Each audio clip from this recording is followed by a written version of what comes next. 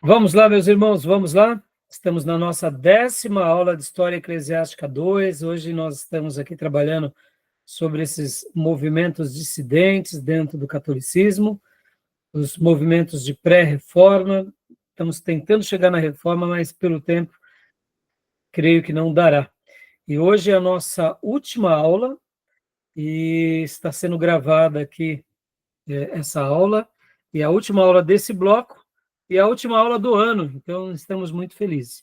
E mais uma vez, eu quero lembrar a todos que eu estou me baseando aqui no material do professor Juliano Reis. Já dei aqui o site, tanto da onde você encontra a apostila, e também onde está no canal do YouTube, chamado Pão do Evangelho. E como eu disse há pouco no intervalo, irmãos, eu recomendo que vocês assistam às aulas do professor Juliano, porque eu aprendi com ele, e confesso, eu me esforço aqui para tentar dar a minha melhor aula para vocês. No entanto, como vocês sabem, eu não sou historiador, então é com muita dificuldade, né, que a gente decora. Por exemplo, eu vejo as aulas do professor Juliano, ele cita com uma fluência maravilhosa. Eu agradeço de coração tanto ao professor Juliano, não conheço ele, como também a tantos outros mestres que nos colaboraram e professores até seculares que nos ajudaram, dando ferramentas para que a gente pudesse estar chegando aqui, tá bom? Sem contar com os meus mestres do seminário, né, e com todo o material que a gente pegou aí de professores amigos, tá bom? Então vamos continuar lendo mais um pouco de Wycliffe, meus irmãos, porque Wycliffe é simplesmente fantástico. Assim como Pedro Valdo, ele pregava a palavra, ele criava esses movimentos, as pessoas eram contra. Wycliffe também vai fazer algo simplesmente lapidar. Leia para nós, pastor Johnny, aqui, ó, um livro marcante de Wycliffe, essa parte, por favor. Pois não. Um livro marcante de Wycliffe é Pequena Regra da Vida, onde encontramos coisas do tipo, abre aspas, no fim do dia, pense em como você ofendeu a Deus, e pense em quão graciosamente Deus te salvou, não para te deixar abandonado à própria sorte, mas para viver sobre a sua misericórdia e bondade, fecha aspas. Isso é graça. Para nós, um texto desses é normal. Para eles, é novidade. É esperança em um mundo que não traz esperança alguma.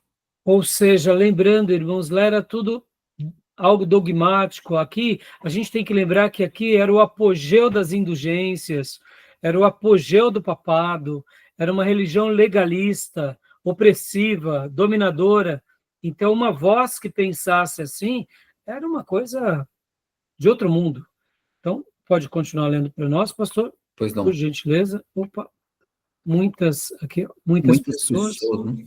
Isso. Muitas pessoas ouviram essa mensagem cheia de vida e foram cativadas por ela, e rapidamente Wycliffe teve seguidores, e esses seguidores foram chamados de Lollardos.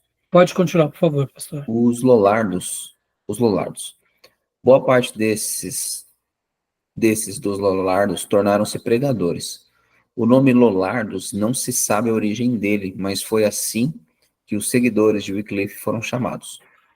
Há um escrito da época que diz o seguinte, abre aspas, é difícil alguém encontrar duas pessoas na estrada sem que uma delas seja um discípulo de Wycliffe, fecha aspas. Tal a influência que Wycliffe estava conseguindo naquela época. É claro que ele podia ser chamado de joia de Oxford, mas para o Papa, ele era o mestre de todos os mestres. Não, o Papa escreveu... o mestre de todos os erros. Né, perdão. O Papa falar isso, olha, o Papa se converteu, né? Brincadeiras à parte. Né? Mas assim, deixa eu dar uma pausa aqui, aproveitando, pastor, olha só que coisa fantástica, meus irmãos. Ele começa um trabalho na faculdade, ele começa a influenciar com a Bíblia, e agora ele acompanha uma multidão atrás dele. Ou seja, onde você ia, uma pessoa estava falando sobre o assunto dele, ou era um discípulo dele. E agora, o que ele ensinava, se não a Bíblia? Mas, indiferente dele ser a joia da coroa de Oxford, não importa. Para o Papa, ele era uma ameaça, né? Então, continua para a gente, por favor, pastor. Pois não. O Papa escreveu diversas bulas papais contra Wycliffe e até contra o reitor de Oxford, porque ele dizia que o reitor não poderia permitir que alguém como Wycliffe ficasse na universidade dele. O reitor dava um jeitinho, pois ele era o grande professor da universidade. Ou seja, né, aqui aquele desconforto causava, porque ia na contramão, né? Continua para nós, pastor, por gentileza, mas no fim. Mas no fim não teve jeito, ele acabou sendo muito pressionado e o próprio Wycliffe sentiu a pressão e se refugiou na sua paróquia no interior da Inglaterra. Lá ele escreveu, fez tradução, pois um homem desse não tem como segurar, pois ele é um homem a serviço de Deus. Ele fará alguma coisa em prol da igreja do Senhor verdadeira, do remanescente. Em 1392, a igreja convocou um concílio para condenar os ensinos de Wycliffe, concílio esse conhecido como Concílio do Terremoto, porque no meio do concílio teve um enorme terremoto que derrubou paredes, torres, foi fortíssimo. Vem aquela coisa, abre aspas, província de Deus, fecha aspas. Cada um interpreta como quer. Quem era do lado do Papa disse que o terremoto aconteceu mostrando a ira de Deus contra o Wycliffe e os seus ensinos absurdos. E quem era do Wycliffe dizia que aquilo ali era a condenação de Deus sobre o concílio. Não tem validade alguma a interpretação da providência. Ou seja, né, aqui ele está mostrando que um concílio foi feito e que a pauta principal era o Wycliffe, veio o terremoto. E cada um dos seus grupos disse, né, que foi Deus atuando sobre o outro. Mas continua para a gente, por favor, pastor. O interesse disso tudo é que Wycliffe, da mesma forma que Lutero, são personagens da história da igreja que impressionam por terem morrido de morte natural. Havia muita turbulência acontecendo com o papado, que não deu para forcar nele, e ele acabou morrendo em 1384 de morte natural, mas a igreja fez de tudo para acabar com a influência dele. Vocês vão relembrar agora, pastor Johnny e não Gil, que fez comigo a história dos avivamentos. Wycliffe é essa figura aqui, ó, que inclusive está nesse desenho aqui. Aqui, onde está? Aqui. Esse desenho aqui, deixa eu tentar aumentar um pouco. Aqui foi feita uma exumação do corpo de Wycliffe. Esse desenho registra bem esse período da história, em que o Papa desses dias pegou os ossos de Wycliffe e queimou, como se fosse uma condenação pelo que ele havia feito. Seria mais ou menos como uma excomungação depois da morte, né? E, então, esse retrato mostra a fúria do catolicismo contra a pessoa do Wycliffe. Ó. A exumação dos seus ossos que foram queimados e jogados no Ribeirão. Então, isso mostra como ele foi persona não grata para o catolicismo, né, meus irmãos? Então, é essa pessoa tão brilhante que foi Wycliffe, tá bom? Então, é esse o episódio, né? E aqui, agora a gente aí retrata sobre essa parte, né? Vamos falar agora de John Hus. Gil, leia para nós John Hus, por gentileza, Gil. Outro grande pré-reformador. Leio sim, pastor. Por favor. Nasceu na Boêmia, atual República Tcheca. Também pode ser visto o nome dele como Jonas ou João, né? John Hus. Tinha 12 anos quando Wycliffe morreu. Mais estudantes que foram estudar em Oxford trouxeram as ideias.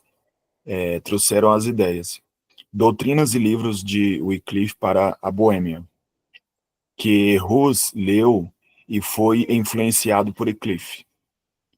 Hus estudou na Universidade de Praga, se tornou professor, depois reitor dessa universidade. Era também pastor em uma igreja em Praga, chamada Capela de Belém. Perceba, irmãos, aqui agora, olha só, as universidades, elas estão sendo criadas, mesmo que elas foram criadas pelo catolicismo, mas também está tendo uma ruptura, porque agora as pessoas estudando, e nesse ambiente de cultura, eles não estão ali debaixo daquela, vamos dizer assim, né? O monastério era muito fechado. Agora, uma universidade, querendo ou não, ela acaba, mesmo ela tendo um viés religioso, ela acaba tendo uma atuação na sociedade com uma mais liberdade, né? E a mesma coisa, ou algo bem parecido, vai acontecer com John Hus, né? Pode ver que ele nasce na República Tcheca, na Boêmia, ele era um boêmio, né? E aí ele vai estudar na Universidade de Praga. E aí, aqui ele agora se torna, né, um pregador na Capela de Belém, lá em Praga. Então, leia para nós, Gil, por gentileza, Praga, Capela de Belém. Essa igreja tinha sido construída por dois indivíduos ricos que queriam que a palavra fosse pregada na língua do povo. Não havia alguém melhor do que esse grande pregador que foi John Hus. Ali poderiam se juntar de 1.000 a 2.000 pessoas para ouvir as grandes pregações. Nas grandes doutrinas, Hus seguia o entendimento de Wycliffe. Lá em Constança, ele disse que, de fato, cria na mesma maneira que Wycliffe, mas não porque eram doutrinas de Wycliffe, mas porque eram doutrinas de Jesus Cristo. Ou seja, meus irmãos, olha a ruptura dentro do próprio catolicismo. Agora a gente já começa, percebam que a nossa disposição fica mais favorável, mas quero lembrar que ainda eles estão assim trabalhando dentro do catolicismo, mas eles já são vozes contra o catolicismo, né? Então, eu fico imaginando, irmãos, quantas foram as pessoas que também seguiram esse exemplo e que a gente nunca teve conhecimento. Então, continua para nós, por gentileza, tio. Cristo é o cabeça da igreja, salvação pela graça, autoridade da Bíblia. Em Praga, ele dizia nas pregações dele que não importava se haviam dois ou três papas. Cristo é o cabeça da igreja, e ele cuida da sua igreja. Perceba que aqui ele até lida, de certa forma, com uma certa forma complacente, porque assim como Wycliffe via que o Papa, e como também a gente viu há pouco, o Valdense, o Papa ele é um líder, se caso ele estiver fazendo a vontade de Cristo. Caso contrário, o papel dele é desfigurado. E aqui, no caso dele, ele demonstrava com bastante propriedade o quê? Que não importa se tem 2, 3, o importante é que Jesus é o cabeça, trazendo essa consciência, que para nós é tão óbvio, né, irmãos? Mas para aqueles dias é algo tão diferente, né? Então, John Hus foi extraordinário. Continua lendo para nós, por gentileza, pregou a salvação.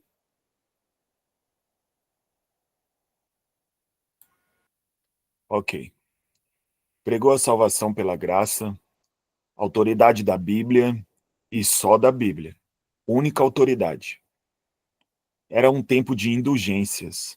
Em todas as igrejas de Praga, as indulgências eram comercializadas, menos na igreja de John Hus, é claro. Ou seja, irmãos, olha que coisa linda. Em toda situação, em todo aquele mundo, mas naquela comunidade não. Por quê? Porque eles estavam tendo contato com as Escrituras. Aleluia. Isso é extraordinário. Vou ler essa frase aqui, você lê na sequência essa para nós, tá, Gil? Ele pregava assim: deixem quem quiser proclamando o contrário. Deixe um papa ou um bispo ou um padre dizer: eu perdoo teus pecados, eu te absolvo das tuas penalidades, eu te liberto do sofrimento do inferno. Tudo isso é inútil. Não te traz benefício algum. Só Deus, eu repito, só Deus pode perdoar pecados por meio de Cristo. Ele perdoa aqueles que verdadeiramente se arrependem, fecha aspas. Grande pregação estava ocorrendo ali naquela igreja. E, claro, grandes problemas também adviram dele, né? E aí vem a sua excomunhão e o interdito. Pode ler para nós, Gil? Rus foi excomungado e a cidade de Praga foi colocada sobre interdito, isso mesmo. Rus, para diminuir a pressão e o sofrimento sobre as pessoas, resolveu sair de Praga, mas continuou pregando no meio rural. Ninguém segura um homem desses. Pode continuar lendo para nós, querido irmão. O Concílio de Constança foi convocado para se apresentar diante do Grande Concílio de Constança.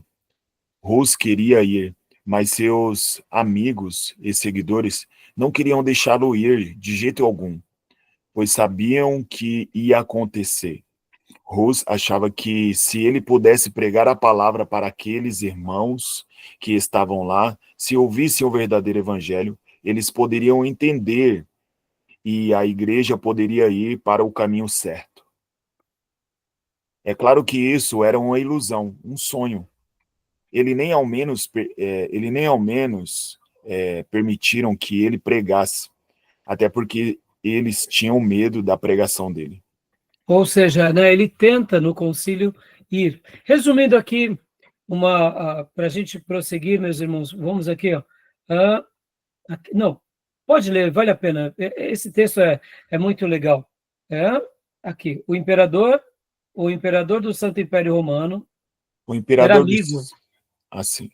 O imperador do Santo Império Romano era amigo de John Hus e garantiu para ele um salvo-conduto, uma garantia que o imperador, que nada aconteceria com ele. Então, Hus acabou, mesmo sabendo que seria perigoso, indo. Lá foi condenado, logo de cara, acusando-o com todo tipo de acusação, e por fim, o Segismundo, o imperador, sob pressão do concílio, revogou a promessa do salvo-conduto, porque os integrantes do concílio disseram que ninguém é obrigado a guardar a palavra para um herege. Ou seja, o imperador acabou declinando, ele disse, eu te dou o salvo-conduto, mas agora vem a pressão do Papa e diz, você vai garantir a palavra para um herege, né? Então Rus foi traído, preso e condenado a ser queimado na estaca. Morreu queimado em Constança, cantando em latim, Cristo, Filho do Deus vivo, tem misericórdia de mim. Aí vem essa frase de Lutero. Lutero disse o seguinte, observe como Rus agarrou-se firmemente em seus escritos e palavras às doutrinas de Cristo. Com que coragem ele lutou contra as agonias da morte. Com que paciência e humildade ele sofreu toda indignidade. E com que grandeza de alma ele confrontou uma morte cruel em defesa da verdade. Enquanto fazia todas essas coisas sozinho, diante de uma assembleia imponente dos grandes da terra, como um cordeiro no meio de leões e lobos. Se um homem assim pode ser considerado um herege, nenhuma pessoa debaixo do sol pode ser vista como um verdadeiro cristão. Fecha aspas. E Lutero sempre manifestou a sua dívida para com Hus. Em 1529, ele escreveu, eu estive até aqui ensinando e sustentando todas as opiniões que Hus, sem que eu soubesse. Todos nós, russitas, sem saber. Eu não sei nem o que pensar a respeito de tão grande maravilha. Ou seja, Lutero expressava palavras boas, dizendo sobre a vida e a obra de Hus, e que eles acabaram sendo influenciados, né? Hus foi morto, mas os hussitas não. Mais tarde, eles continuaram o que conhecemos como os morávios. Daí vem os moravianos. Fantástico, né, meus irmãos? E aí vem aqui a história do último, que eu quero concluir com ele, né? Que é Savonarola, que é também um outro grande expoente, que foi influenciado pelo seu avô, e que também escreve um livro chamado Simplicidade Cristã. E esse também era um outro pregador que tinha uma mensagem poderosa. Leia para nós, Dil, aqui, Pregação Poderosa de Savonarola. Ele nasce aqui em 1452, a 1498. Tá bom? Então, leia aqui para nós, Pregação Poderosa, por favor. Leio sim. Ele tornou-se um grande pregador. Não era no início, mas tornou-se mais tarde. Quando ele pregava, tinha um sotaque muito estranho para quem vivia em Florença, pois foi lá que ele tornou-se pregador. Disseram para ele ouvir um outro pregador, outro cara famoso, bom em retórica. Ao que ele respondeu: eu não vou ouvi-lo. Lá ele prega filosofia, prega Cícero, Platão. Não, eu vou pregar a palavra de Deus, entre aspas. Ele depois acabou se tornando um grande pregador. Inclusive, o próprio Michelangelo, que ia ouvi-lo, de vez em quando dizia uma vez: ó, aquela voz, não há como esquecê-la, entre aspas. Olha só que coisa interessante, né? Michelangelo, olha que período da história a gente está vivendo, meus irmãos. Por isso que aqui é chamado um período também da Renascença, né? É um período também muito bom, onde vai ter esse despertar, essa ruptura com a Idade Média. É um período onde a gente vai entender essa mudança, né, na chave.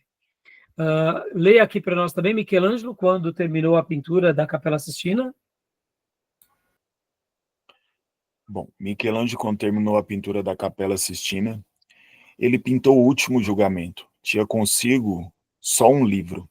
Era um livro de sermões de Savonarola. Alguém já disse que aquela pintura era um sermão de Savonarola, em cores. Então, dá só uma pausa aqui. Sim. A Capela Sistina, em tese, segundo alguns especialistas, vão falar que era como a maneira que ele pregava. Uma coisa que vai acontecer agora aqui na Renascença, irmãos, é o seguinte: as pinturas começam a mudar de forma. Por exemplo, deixa eu só mostrar aqui para vocês. Ó. Podem ver que na Idade Média, as pinturas eram desenhos mais místicos, mais com aquelas ideias sagradas, e aqui na Renascença começa, então, a ter uma característica um pouco mais próximo da realidade. E aqui é a parte da Capela Sistina, né? Então, aqui já podem ver que é o corpo humano da forma mais próxima dentro do humano. Então, esse é um período, né, chamado período que se inicia aqui com a Renascença, tá bom? Houve um episódio, eu diria que foi bem desagradável, que é o seguinte: ele acaba se envolvendo com as questões políticas. Num primeiro momento, ele teve apoio das pessoas, depois ele perde esse apoio, e depois ele acaba sendo punido, sendo jogado, sendo queimado na fogueira. Então, a vida dele teve essa situação. Mas ele foi um pregador muito eloquente nos seus dias, e ele, vamos dizer assim, o grande calcanhar de Aquiles dele foi por causa de questões que ele se envolveu com política. Aqui também uma outra coisa que o professor Juliano destaca foi essa frase. Lê para nós, Gil, por gentileza. Um episódio marcante nesse período com Savonarola, à frente da cidade de Florença, é a da Fogueira das Vaidades. Quando então, em Florença, foi feita uma grande fogueira e as pessoas traziam coisas que eram consideradas pecado, ou vaidades, coisas inúteis. Então foram queimados baralhos, dados, obras de arte de Botticelli, pelo próprio Botticelli. Esse Botticelli é um pintor famosíssimo, né? Então, assim, percebam que o próprio autor tinha algumas obras que ele também viu que ele queimou. Claro, os amantes da arte sempre vão questionar isso, mas percebam, irmão, a influência dele. Uma das coisas que mais me marcou sobre a vida de Savonarola foi, logo no meu primeiro ano de seminário, o meu professor dizia que Savonarola ele viu a sua comunidade em pecado. Enquanto ele era um padre, e ali ele vendo vícios, prostituições, promiscuidades, aquilo trouxe no coração dele aquela reflexão dizendo, tem alguma coisa errada. Nós estamos dentro de uma igreja, estamos vivendo dessa forma tão desconexa com a palavra de Deus. E por isso, juntamente com tudo aquilo que já estava acontecendo, né, nos seus dias, e se sentindo como um ministro de Cristo e querendo fazer a diferença, foi que ele começa essa obra, né? E, infelizmente, ele fez muitos inimigos, como está aqui, né? Savonarola fez inúmeros inimigos, como o Papa, os aristocratas, os Médici, que foram aqueles da política que disputaram poder contra ele. Finalmente, por uma série de motivos, de erros estratégicos que cometeu, o povo perdeu a confiança nele, ficando sem apoio algum, ele foi preso, enforcado e queimado com alguns outros monges dominicanos em 23 de maio de 1498. Quando Savonarola foi queimado, o menino de 15 anos já andava pela Saxônia, era Martinho Lutero. Maquiavel, que também era florentino, muitas pessoas importantes da história da humanidade eram desta cidade, principalmente do norte da Itália. Tinha 29 anos quando Savonarola foi morto. Escreveu mais tarde a obra O Príncipe, onde, em um trecho, ele disse assim: profetas desarmados estão fadados a fracassar. O que se crê que ele se lembrava de Savonarola, que não tinha quem o defendesse. Ou seja, é uma verdade bíblica, né? Profetas que estão desarmados vão fracassar na perspectiva humana. Se não tiver uma perspectiva divina, não tem como sobreviver, né? Sobre Savonarola, Lutero disse: enquanto o anticristo condenou Savonarola, Deus o canonizou em nossos corações. E aí aqui a gente vê algumas fotos, né? Como eu já mencionei, os monumentos da Reforma em Worms, e mais uma vez aqui a estátua, né, de Lutero, juntamente com Pedro, Valdo, Wycliffe, Hus e Savonarola, mostrando esses heróis da Reforma, né? Mais uma vez aqui, os pregadores lollardos, Wycliffe estudando, fazendo a tradução da Bíblia, aqui a exumação dos ossos queimados e jogados no Ribeirão, e sobre essa questão, os lollardos sendo queimados, percebam, os discípulos de Wycliffe, irmãos, eles se tornaram lollardos e eles eram perseguidos. Olha só que interessante. Aqui também a preparação para que Hus fosse queimado, né? E aqui é John Hus.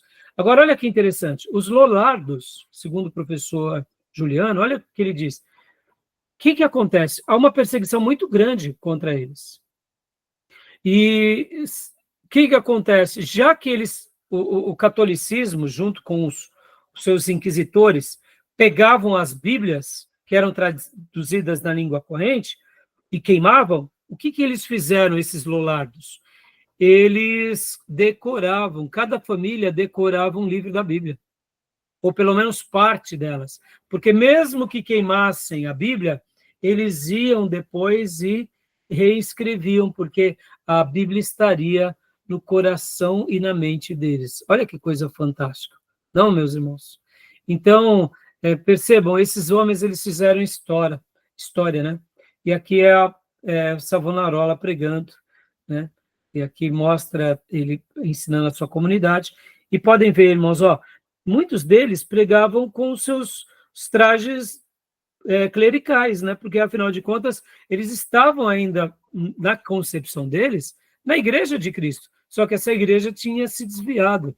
Então, aí onde vem, né, essa quebra da Idade Média, e agora vem um período chamado da Renascença, ou Renascimento, e aí vem nosso Lutero.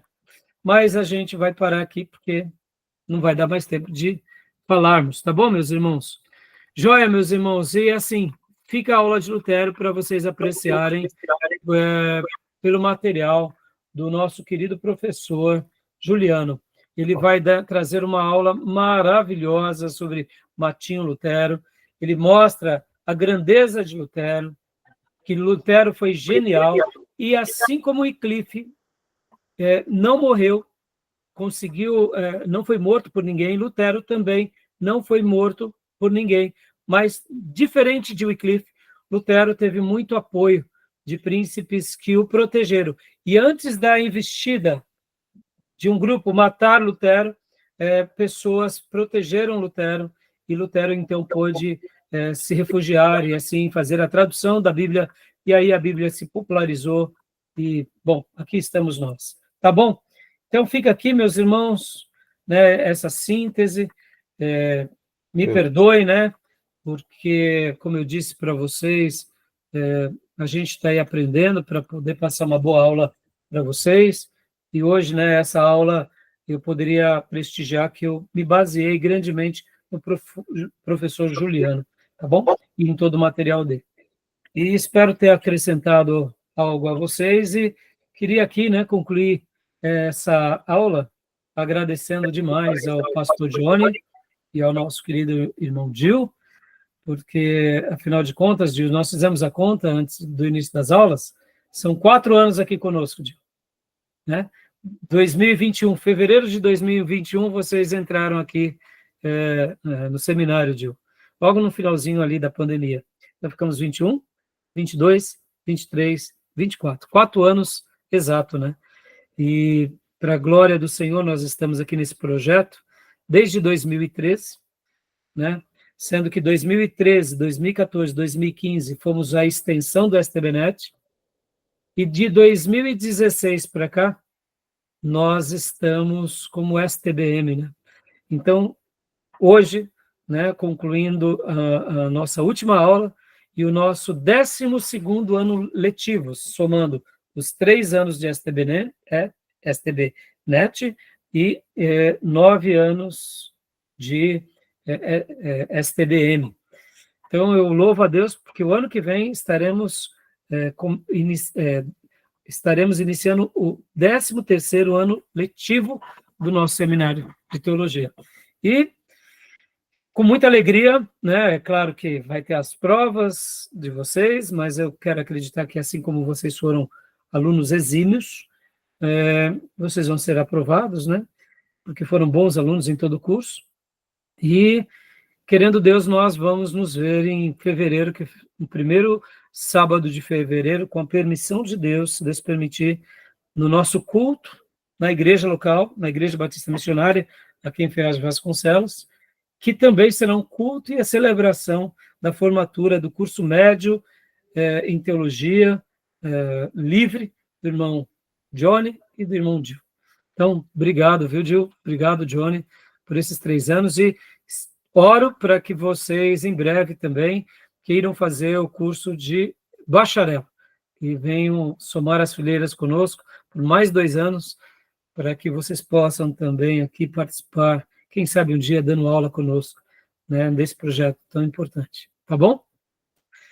Eu agradeço, né, a cada um de vocês, Maísa, né, o nosso irmão Júnior, pastor Johnny, Gil, e a cada um que participou até agora, porque me sinto honrado de estar aqui servindo a vocês. Tá bom, meus irmãos? Amém. Amém. Posso só aproveitar aí também aqui tecer alguns agradecimentos, em especial ao senhor, aos professores, né, Fabiano, de algum modo a gente teve contato ali também, a professora Aparecida, a Igreja Batista Missionária, todos vocês nos acolheram tão bem, e quando o senhor mencionou 4 anos, passou que a gente nem percebeu. Isso, eu acho que é prova de que nos sentimos dentro de casa, né? Enquanto a gente está num ambiente que é familiar, o tempo passa e a gente não percebe. Então, eu louvo a Deus pela vida de todos vocês, e que o Senhor permaneça e continue dando ao Senhor e ao ministério, de modo geral, sabedoria, discernimento e força, né? Capacidade para permanecer. Obrigado, pastor. Continuem orando por nós, né? Pelos demais professores, para que realmente Deus continue sendo glorificado. E obreiros como vocês, né? Lembrando aqui, para quem não conhece, quem for assistir essa aula depois, pastor Johnny, como irmão Gil, são de uma igreja que deriva-se da Igreja Metodista Livre, é uma igreja hoje chamada Lumiar, né, pastor? Exatamente. Então, estamos aqui servindo ao reino. né? Então, a gente se sente muito feliz por isso, viu, pastor? Obrigado mesmo. Imagina, satisfação é toda nossa. Amém. Eu também, da mesma forma, faço das palavras do pastor Johnny as minhas. Muito obrigado, pastor. Agradeço ao Senhor por ter nos dado força, graça, né? E ter nos trazido até aqui. E assim, como o pastor Johnny disse, foi maravilhoso esses dias ter aprendido.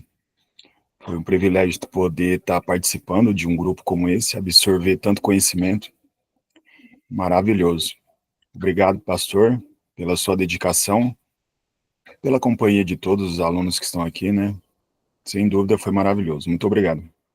E, de fato, obrigado. Eu sei o quanto vocês, né, foram ministrados e aquilo que a gente aprende, né, irmãos? Quando a gente ensina, a gente acaba sendo muito mais abençoado, né? Porque, percebam, essas duas matérias que eu dei para vocês não fazem parte do meu currículo. Então, como eu estou me deliciando sobre os temas, né? Mas, ao mesmo tempo, a gente vai aprendendo e passando aquilo que a gente aprendeu também. Porque, assim como um dia o seminário STBN, nos meus dias, foi espetacular para a minha vida, e tantos professores ao longo desses 30 anos de ministério têm sido importante, como é maravilhoso, né, poder estar junto aqui. Porque, mesmo sendo professor de vocês, a gente está crescendo juntos, então, realmente é um momento maravilhoso, e que Deus faça de nós, quem sabe aí pequeninos, né, pequeninos John Hus, pequeninos Wycliffe, pequeninos Savonarolas, né, porque quem sabe pequeninos Wesley, porque graças a Deus, Deus tem levantado os servos dele na terra, e que Deus possa nos usar para prepararmos sempre obreiros e termos igrejas bíblicas, escriturísticas e cristocêntricas, tá bom? Então, meus irmãos, a gente continua se falando depois, né? Eu vou estar enviando a prova para vocês amanhã. Quinta-feira, vocês têm que me entregar tudo para eu poder, né? Senão eu vou passar o Natal aqui e o Réveillon, corrigindo trabalho e prova, né? Então, obrigado mais uma vez, e toda a honra seja dada ao Senhor, toda a glória.